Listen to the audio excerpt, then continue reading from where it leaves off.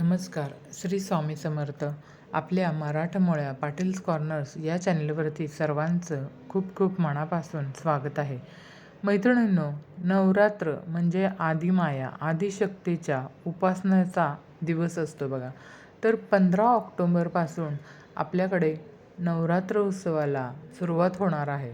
तर या नवरात्रीच्या पहिल्या दिवशी अश्विन शुद्ध प्रतिपदेला प्रत्येकाच्या घरी आपण घटस्थापना करतो बघा किंवा कलश स्थापना करतो. तर या काळामध्ये भक्तिभावाने देवीची जर आपण पूजा केली आणि घरात घट बसवला तर हिंदू धर्मानुसार नवरात्र वर्षातून दोन वेळा साजरी केली जाते बघा. तर जर आपण या दिवशी घटस्थापना केली किंवा कलश स्थापना केली, देवीची स्थापना आपल्या घरामध्ये केली, तर त्याचे अतिशय चांगले असे परिणाम आपल्याला पाहायला मिळतात. पहिली जी नवरात्र असते ती चैत्र महिन्यात असते आणि दुसरी जी असते ती नवरात्र अश्विन महिन्यात असते. म्हणजेच पहिली नवरात्र मार्च आणि एप्रिल महिन्यामध्ये असते आणि दुसरी जी असते ती ऑक्टोबरमध्ये असते.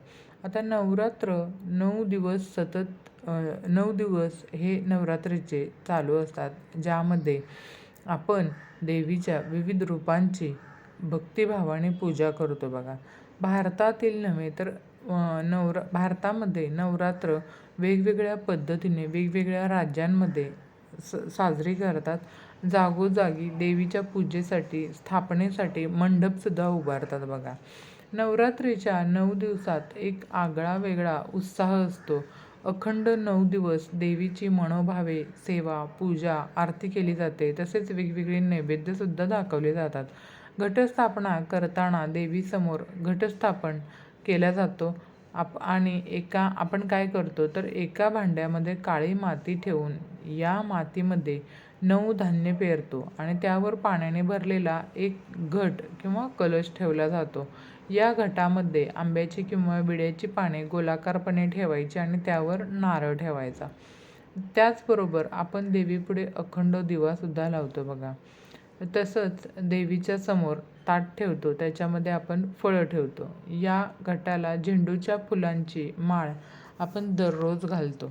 अशा प्रकारे आणि 9 दिवसानंतर अश्विन शुद्ध दशमीला म्हणजेच विजयादशमी दिवशी दसरा असतो असं आपण म्हणतो आणि हा दसरा आपण 3.5 मुहूर्तांपैकी एक असतो. म्हणून दसरा हा सण विजयाचं प्रतीक आहे आणि असत्यावर सत्याच्या विजयाचं प्रतीक म्हणजेच दसरा होय. तर या दिवशी आपण आपट्याची पाने आणतो आणि आपट्याची पाने आपल्या मित्रमैत्रिणींना, गुरूंना, मोठ्या माणसांना आशीर्वाद स्वरूपात आपण त्यांना देतो आणि त्यांचे आशीर्वाद आपण घेतो. तर या दिवशी शुभ मुहूर्तात नवीन कामंसुद्धा आपण करतो बघा. तर लक्षात घ्या, या शारदीय नवरात्रीमध्ये आपण कोणती सेवा आपल्या देवीला आवडणारी अशी सेवा आहे ती आपण करणार आहोत. माता लक्ष्मीला प्रसन्न करण्यासाठी, दुर्गा मातेला प्रसन्न करण्यासाठी ते आता आपण पाहूयात. जाणून घेण्यापूर्वी चॅनेलवरती जर नवीन असाल तर चॅनेलला लाईक आणि सबस्क्राईब नक्की करा. तर इच्छित देवी देवतांचा आपण जर नामजप केला आणि एक चिमूटभर कुंकू मूर्ती किंवा आपल्याकडे जर फोटो असेल त्याच्या पायापासून डोक्यापर्यंत 108 वेळास आपल्याला हे कुंकू व्हायचं आहे. मनातल्या इच्छा पूर्ण करण्यासाठी आपण देवीला कुंकुमार्चन करणं म्हणजे काय बघा तर करायचं आहे. आणि कुंकुमार्चन करणं म्हणजे काय बघा, देवीचा नामजप करत एक चिमूटभर कुंकू घ्यायचं आणि ते कुंकू देवीच्या पायापासून सुरू करायचं, तिच्या डोक्यापर्यंत व्हायचं किंवा देवीला कुंकवाने अभिषेक करणे म्हणजेच कुंकुमार्चन होय बघा. तर देवीच्या नामजपामध्ये देवीचा मंत्र जेव्हा आपण हे कुंकुमार्चन करत असतो तेव्हा आपल्याला देवीचा मंत्र म्हणायचा आहे, श्रीसूक्त म्हणायचं आहे, देवी सूक्त म्हणायचं आहे किंवा निर्वाण मंत्र हे मंत्र आपल्याला हे कुंकुमार्चन करत असताना म्हणायचं आहे. आता हे कधी करायचं तर नवरात्रीमध्ये ज्या दिवशी अष्टमी, चतुर्दशी, पौर्णिमा, लक्ष्मीपूजन, मंगळवार, शुक्रवार, पौर्णिमा, गुरुपुष्यामृत या दिवशी तुम्ही कुंकुमार्चन अवश्य करायचं आहे बघा. अमावस्येला कुंकुमार्चन करायचं नाही. आपल्या घरामध्ये जर श्रीयंत्र असेल तर श्रीयंत्रावरती सुद्धा तुम्ही कुंकुमार्चन करू शकता.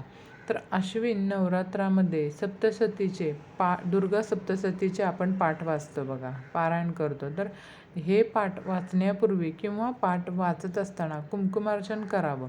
असं केल्याने काय होतं तर ते खूप पुण्यकारक आणि शुभ फलदायी असं होतं.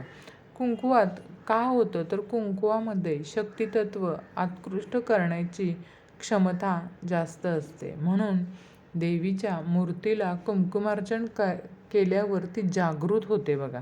आणि जागृत मूर्तीतील शक्तितत्व जे असतं ना ते कुंकुवात येतं. आणि नंतर ते कुंकू आपण काय करायचं, आपल्याला लावायचं. त्यामुळं काय होतं तर देवीची शक्ती आपल्याला मिळते. आणि मूळ कार्यरत शक्तितत्वाची निर्मिती ही लाल रंगाच्या प्रकाशातून झालेली आहे. आणि शक्तितत्वाचं दर्शक म्हणून देवीची पूजा कुंकवानं करायची बघा. कुंकवात शक्तितत्व आत्कृष्ट करण्याची जास्तीत जास्त अशी क्षमता असते.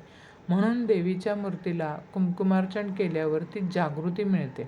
आणि जागृत मूर्तीतील शक्तितत्व कुंकुवात येतं आणि नंतर ते कुंकू आपण लावल्यावर त्यातील दैवी शक्ती आपल्याला मिळते. म्हणून कुंकुमार्चन या नवरात्रीमध्ये आणि नंतरही तुम्ही करू शकता. प्रत्येक मंगळवारी किंवा शुक्रवारी सुद्धा तुम्ही कुंकुमार्चन, गुरुपुष्यामृत योगा दिवशी, अशा पौर्णिमेला, अशा वेळी तुम्ही तुमच्या घरातील श्रीयंत्रावरती किंवा माता लक्ष्मीची जर मूर्ती असेल तर त्या मूर्तीवरती तुम्ही कुंकुमार्चन नक्कीच करू शकता बघा.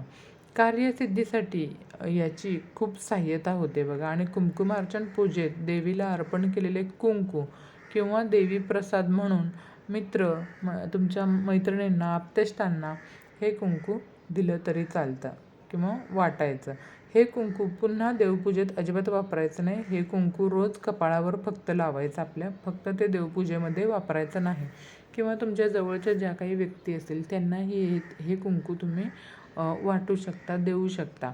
तर अशा प्रकारे नवरात्रीमध्ये या तुम्ही नक्कीच कुंकुमार्चन करा. अशा पद्धतीने तुम्ही कुंकुमार्चन जर केलं तर देवी माता तुमच्यावरती नक्की प्रसन्न होईल आणि तुमच्या मनातील सर्व इच्छासुद्धा पूर्ण करेल. तर आजची ही छोटीशी माहिती तुम्हाला आवडली असेल अशी अपेक्षा करते. आणि जर आवडली असेल तर चॅनलला लाईक आणि सबस्क्राईब करा. आणि तुमच्या मित्रमैत्रिणींनासुद्धा हा व्हिडिओ नक्की शेअर करा. भेटूयात अशाच नवनवीन माहितीपूर्ण व्हिडिओमध्ये. तोपर्यंत धन्यवाद. श्री स्वामी समर्थ.